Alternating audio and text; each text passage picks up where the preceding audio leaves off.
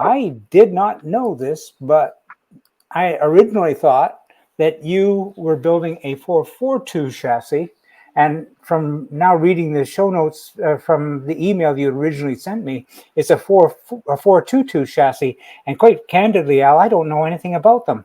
And nothing on the page, McSorley page, tells me anything about 422. So what is what are the differences?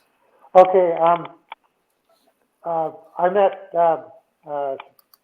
McSorley a number of years ago on a forum, and we were talking about it, and I was talking about his 442, and I said, you know, I don't think that's going to meet my needs because I want to set it up specifically for a Z-Tech, for me, for a Ford rear end.